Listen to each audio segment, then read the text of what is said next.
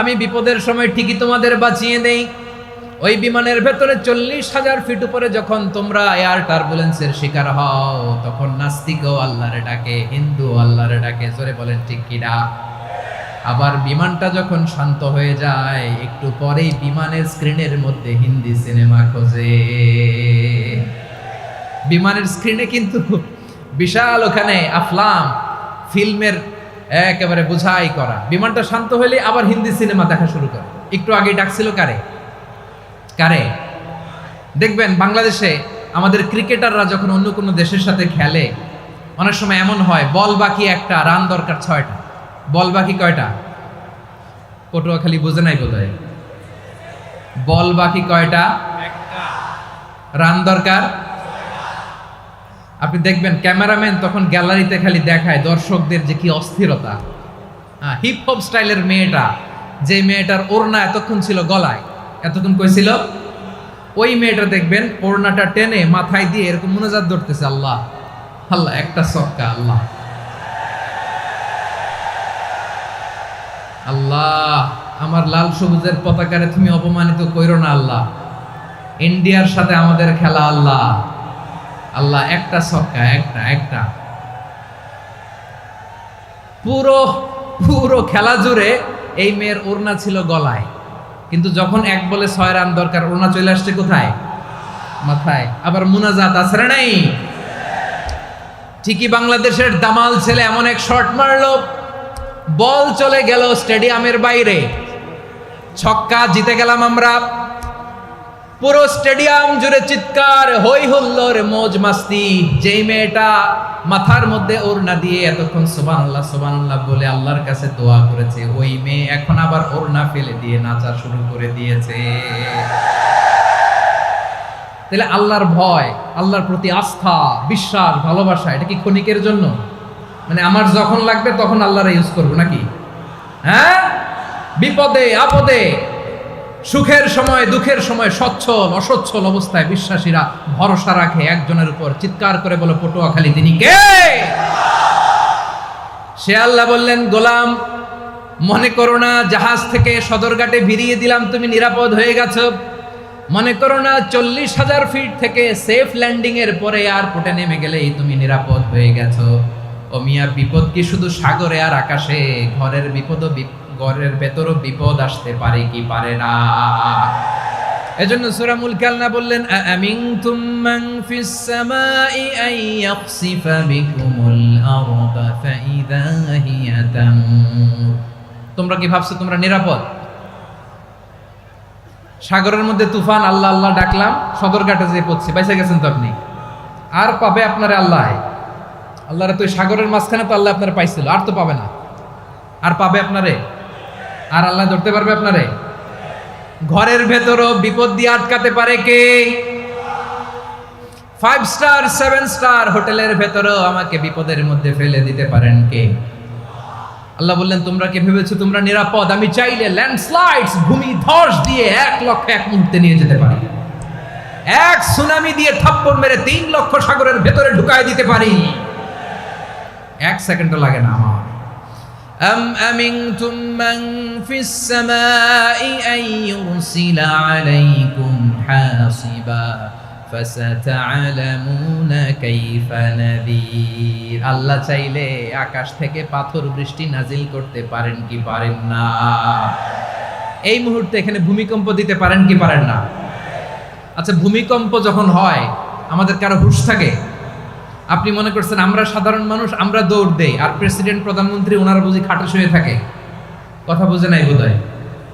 ভূমিকম্প, আর্থকোয়েক যদি হয়, বাঁচার জন্য আমরা কি করি?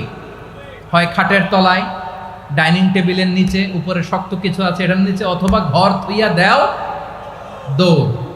তো প্রধানমন্ত্রী উনি কি করে? প্রেসিডেন্ট উনি কি করে? হ্যাঁ, উনি খাটের মধ্যে যে শুয়ে থাকে নাকি?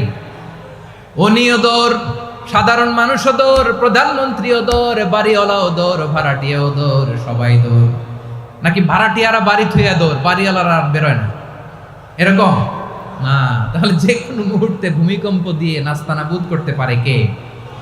আমার প্রিয় ভাইয়েরা, আমরা নিরাপদ নই, আমরা তার দয়ায় বেঁচে আছি। কার দয়ায়?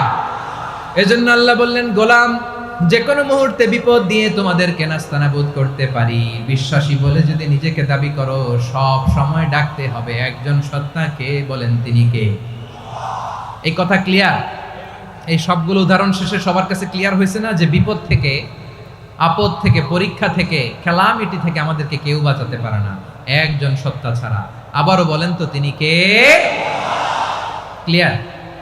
হ্যাঁ, সবাই বুঝতে পারছেন? আচ্ছা, এবার আমরা দেখি বিষ্ণু ঈসা ইসলামের জীবনে বিপদ আপদ ছিল কিনা।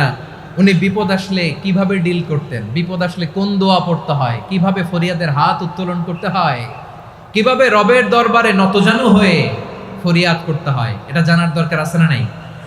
আসুন আমরা বিশ্বনবীর জীবনী থেকে দেখি বিপদ আসলে উনি কি করতেন। বিপদ আসলেই প্রথমে বিশ্বনবী সাল্লাল্লাহু আলাইহি ওয়াসাল্লাম একটা দোয়া পড়তেন। কি পড়তেন? তিনি পড়তেন ইন্না লিল্লাহি ওয়া ইন্না ইলাইহি রাজিউন। নিশ্চয় আমরা আল্লাহর জন্য, নিশ্চয় আমরা কার দিকে ফিরবো ভাই? আবার কার দিকে ফিরবো? আওয়াজ করে বলুন তো, আমরা এসেছি কার কাছ থেকে, আবারও ফিরে যাব কার কাছে?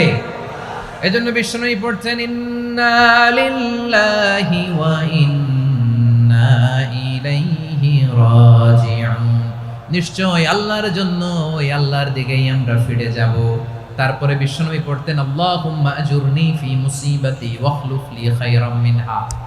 একসাথে প্রথমে পড়তেন ইন্না লিল্লাহি ওয়া ইন্না ইলাইহি রাজিউন, তারপর পরে পড়তেন আল্লাহুম্মা আজুরনি ফি মুসিবাতি ওয়াখলুফ লি খায়রাম মিনহা। মানে আল্লাহ, এই যে আমি বিপদে ধৈর্য ধারণ করলাম, এটার সব তুমি আমারে দাও, আর যেটা হারালাম এর চেয়ে ভালো কিছু দিয়ে মেকআপ করে দিও, ভালো কিছু দিয়ে বদল করে দিও। সুবহানাল্লাহ পড়েন। তাহলে বিপদ আসলে আমরা কি পড়ব? কথা বলেন। এই যে আমি শুয়েছিলাম, নাশিদ গাচ্ছিল ওরা, এদেশে পরস্পরে দেখা হলে দেয় সালাম, এদেশে আমজনতার হৃদয় জুড়ে পাকালাম, এদেশে বিপদ এলে সর্বজনে সর্বক্ষণে দোয়া পড়ে ইন্না লিল্লাহ। কি পড়ে? সুবহানাল্লাহ সুবহানাল্লাহ সুবহানাল্লাহ সুবহানাল্লাহ। এদেশে আজান শুনে সূর্য ওঠে শহর গ্রামে, এদেশে আজান শুনে সূর্য ডুবে সন্ধ্যা নামে, এদেশে সকল কাজে সবাই বলে বিসমিল্লাহ, এদেশে ভালো কিছু দেখে শুনে হাসি মুখে সবাই বলে মাশাআল্লাহ। সুবহানাল্লাহ পড়েন। তাহলে বিপদ এলে আমরা কি পড়ি? কথা বুঝলে সবাই উত্তর দিতে হবে। বিপদ এলে কি পড়ি? তাহলে বিপদ এলেই আমরা এখন থেকে ইন্না লিল্লাহ পড়বো, নাকি হাই হুতাশ করবেন? একদল আছে হাই হুতাশ করে, হায় আল্লাহ রে মোর কি হইল রে, মই কি হরমু রে, মই কমবে জামু রে, আছে না নাই? এরকম বিলাপ করতে নিষেধ করেছেন বিশ্বনবী। কি করব, কই যাব, কি হবে, হায় হায়, এরকম হাহুতাশ আছে না নাই? বিশ্বাসীরা হাহুতাশ করে না, তারা ইন্না লিল্লাহ পড়ে। কি পড়ে? মনে থাকবে? আমরা পড়বো ইন্না লিল্লাহি ওয়া ইন্না ইলাইহি রাজিউন। নিশ্চয়ই আমরা আল্লাহর জন্য, আমরা আল্লাহর দিকেই ফিরে যাব। এরপর পড়বো আল্লাহুম্মা আজুরনি ফি মুসিবাতি ওয়াখলুফ লি খায়রাম মিনহা। আল্লাহ, আমি যে বিপদে ধৈর্য ধারণ করলাম এটার সওয়াব দিও, আর যা হারালাম তার চেয়ে ভালো কিছু দিয়ে বদল করে দিও। সুবহানাল্লাহ পড়েন।